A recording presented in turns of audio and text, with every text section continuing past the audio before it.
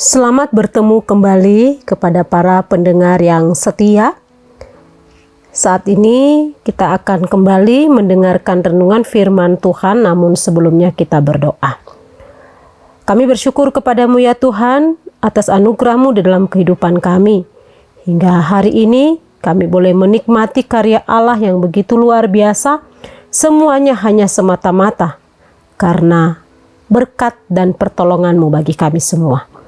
Saat ini kami merenungkan firman-Mu, Tuhan pimpin kami, ajar kami untuk boleh mengerti, memahami, dan terlebih melakukan di dalam kehidupan kami setiap saat. Terpuji nama Tuhan Yesus, di dalam nama Yesus Kristus kami berdoa dan mengucap syukur. Amin. Saudara pendengar yang terkasih, saya mengajak kita untuk membuka Alkitab di dalam Matius pasal yang ketiga, ayat yang pertama sampai dengan 12. Matius 3 ayat 1 sampai dengan 12 dengan tema menghayati baptisan di dalam kehidupan kita. Demikian firman Tuhan. Pada waktu itu tampillah Yohanes Pembaptis di padang gurun Yudea dan memberitakan, "Bertobatlah sebab kerajaan surga sudah dekat."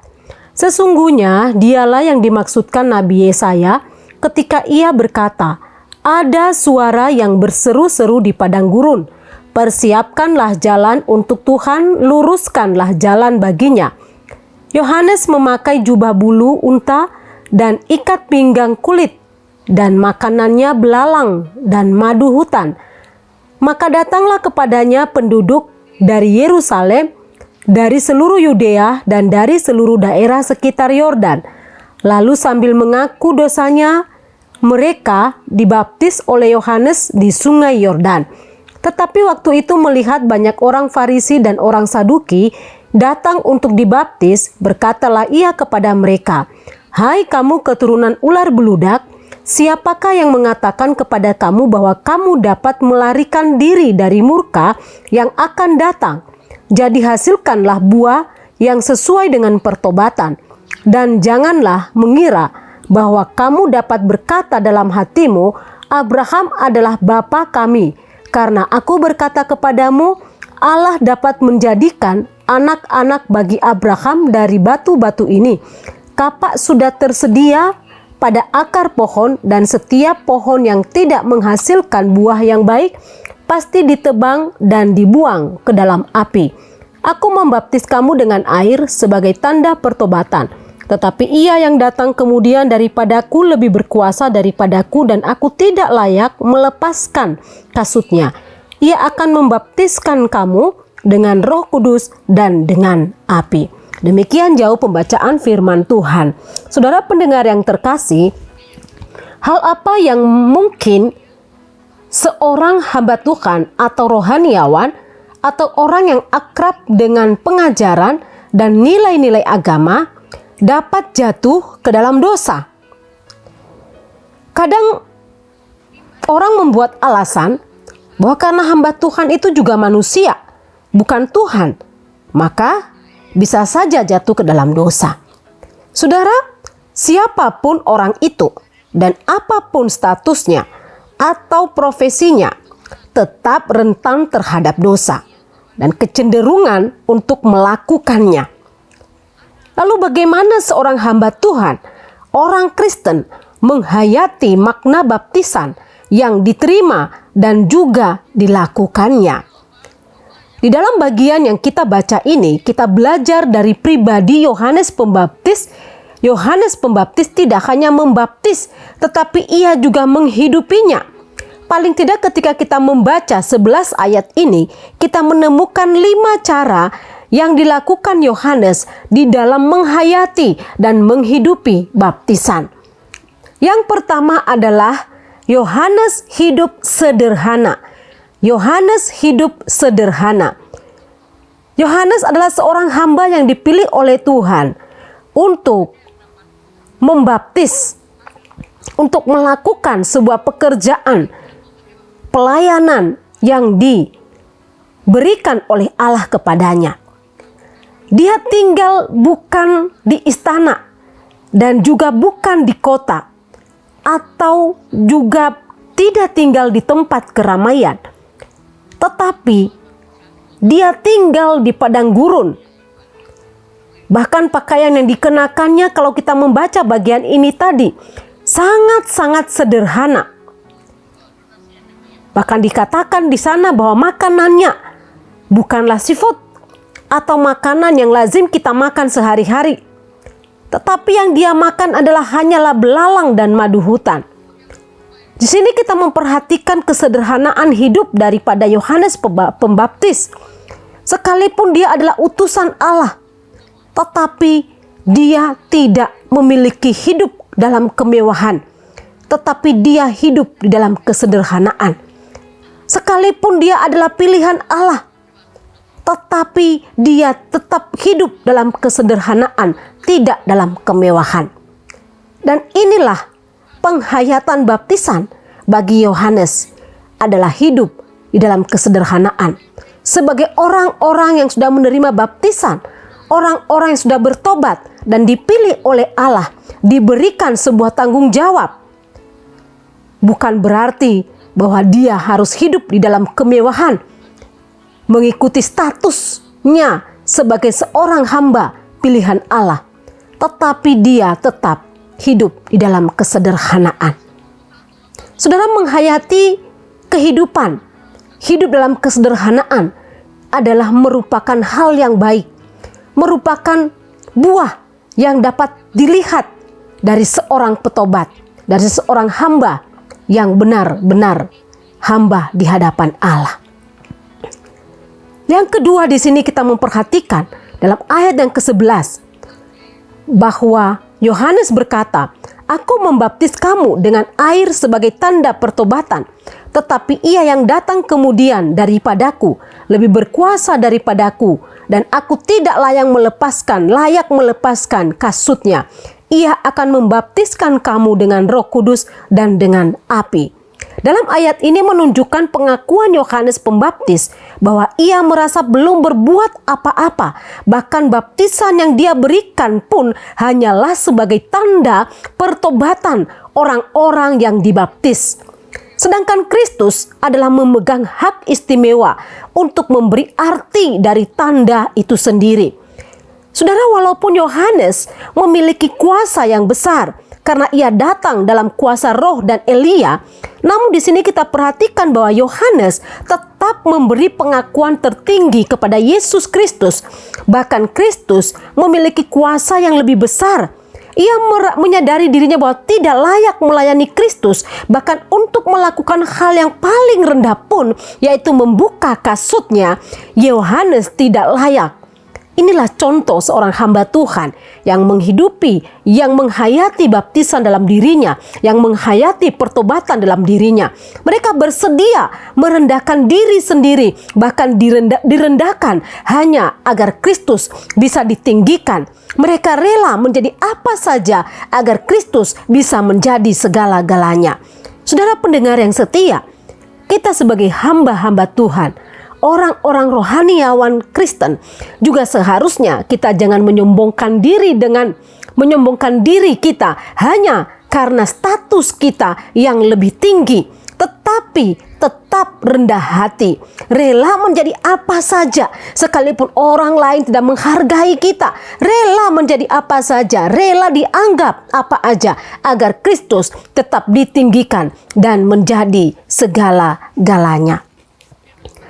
Penghayatan yang ketiga dari Yohanes adalah bahwa Yohanes hidup dengan penuh integritas.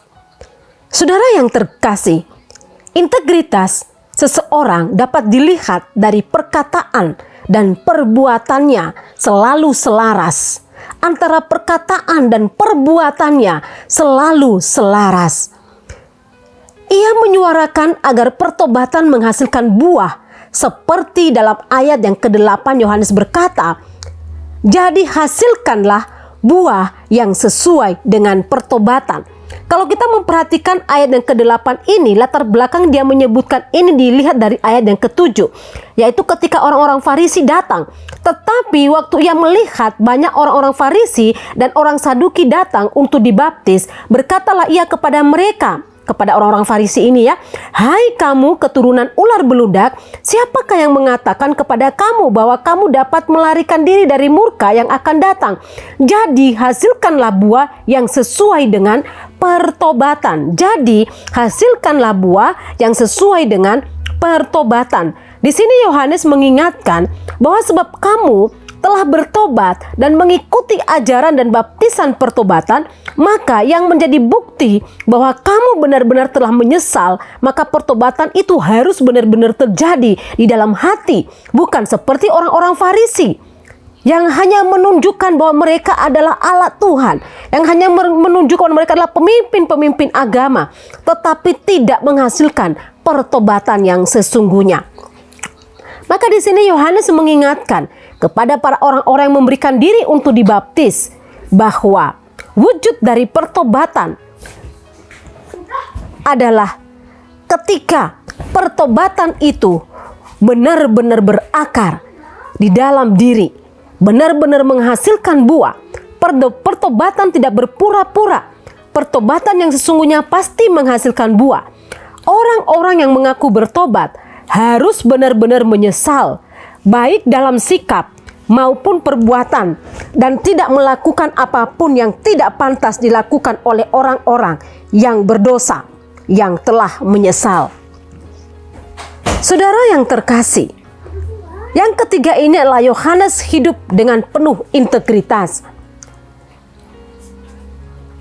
Penghayatan yang keempat adalah bahwa Yohanes tegas terhadap orang-orang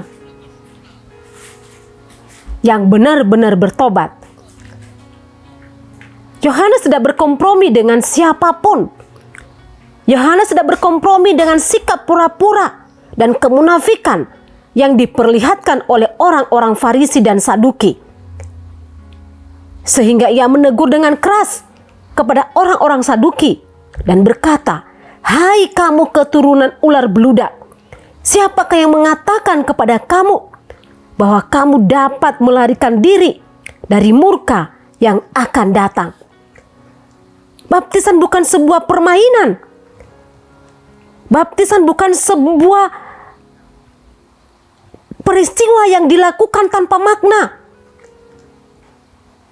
Baptisan bukanlah sesuatu hal yang tidak bermakna bagi setiap orang percaya. Karena itu Yohanes sangat tegas dan tidak mau berkompromi dengan sikap kepura-puraan daripada orang-orang Saduki dan Farisi. Sehingga ia mengingatkan, jika mengeraskan hati, ia menyerukan agar tidak usah menerima baptisan. Jika hanya berpura-pura, tidak perlu menerima baptisan. Jika hanya ingin memperlihatkan kepada orang lain bahwa mau mengikut Kristus tetapi di dalam hatinya tidak, maka Yohanes berkata tidak perlu berpura-pura, tidak perlu menerima baptisan. Di sini kita memperhatikan ketegasan dari seorang Yohanes. Ia tidak peduli dengan orang-orang Farisi dan orang Saduki membenci dia, tetapi dia dengan tegas menyampaikan apa yang seharusnya dia sampaikan, karena itu adalah sesuai dengan kebenaran. Saudara, tidak jarang bagi seorang hamba Tuhan, orang-orang rohaniawan, tidak bisa tegas menyatakan kebenaran hanya karena mempertahankan posisi.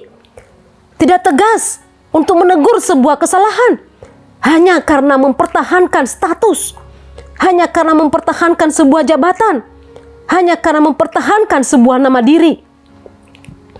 Walaupun tahu bahwa itu ketidakbenaran, tetapi tidak memiliki ketegasan dalam menegur. Tapi mari kita belajar kepada sikap Yohanes. Baptisan bukanlah sebuah permainan. Jika tidak sungguh-sungguh bertobat dan masih mau mengeraskan hati, Yohanes menyerukan agar tidak usah menerima baptisan. Inilah cara Yohanes menghayati dan menghidupi dalam dirinya tentang baptisan itu sendiri. Yang kelima, bagaimana caranya menghidupi dan menghayatinya adalah tidak membeda-bedakan orang. Saudara, bagi Yohanes bahwa setiap orang itu sama. Entah itu jabatannya tinggi, rendah, ataupun tanpa jabatan sekalipun. Entah itu dia orang kaya, orang sederhana, orang miskin, bahkan tidak memiliki apapun. Baginya, setiap orang itu sama. Jika tidak mau bertobat, siapapun akan menerima konsekuensi yang sama, yaitu kebinasaan. Oleh karena itu, melepaskan diri dari kebinasaan, harus bertobat dan percaya kepada Yesus Kristus. Tidak peduli itu orang Farisi, orang Saduki. Tidak peduli itu orang-orang yang terbiasa membuka Alkitab, mengajarkan Alkitab. Bagi dia semua orang itu sama. Intinya harus bertobat. Jika terhindar dari kebinasaan, maka setiap orang harus bertobat.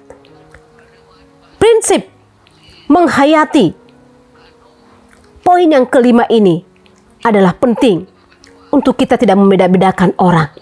Jangan sampai kita takut menyuarakan pertobatan kepada orang yang biasa memberikan banyak harta kepada kita.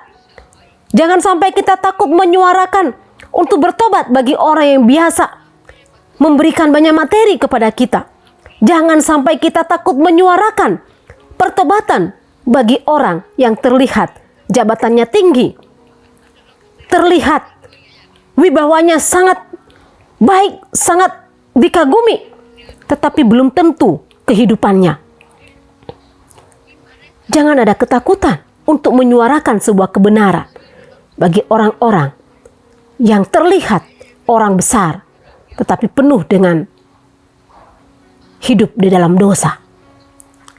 Bagi Yohanes, tidak ada orang yang berbeda dalam dunia ini. Semua orang berdosa, bahkan termasuk dirinya pun. Maka ia menyadari itu dan menyuarakan bahwa jika tidak ingin binasa, maka bertobatlah. Siapapun dia, bertobatlah.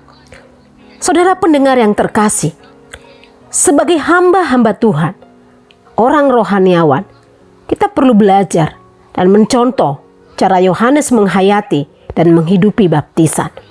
Tak dapat dipungkiri bahwa selalu saja ada celah bagi kita untuk jatuh. Karena itu kita selalu mengintrospeksi diri dan menerapkan 5 cara hidup Yohanes Pembaptis ini. Yang pertama tadi adalah Yohanes hidup dalam kesederhanaan. Yang kedua, ia selalu rendah hati. Dan yang ketiga, Yohanes hidup dengan penuh integritas. Keempat, Yohanes tegas kepada semua orang. Dan yang kelima, tidak membeda-bedakan orang. Baginya sama. Mari kita menghidupi dalam kehidupan kita sebagaimana Yohanes menghidupi di dalam dirinya, menghayati di dalam dirinya. Tuhan memberkati. Mari kita berdoa. Tuhan, kami bersyukur untuk firman Tuhan pagi hari ini. Oleh karena kasih-Mu, kami boleh mendengarkan dan mempelajari. Dan kami mohon biarlah Tuhan pimpin kami agar kami boleh melakukan dalam kehidupan kami sehari-hari. Terpuji nama Tuhan Yesus dari sekarang sampai selama-lamanya. Amin.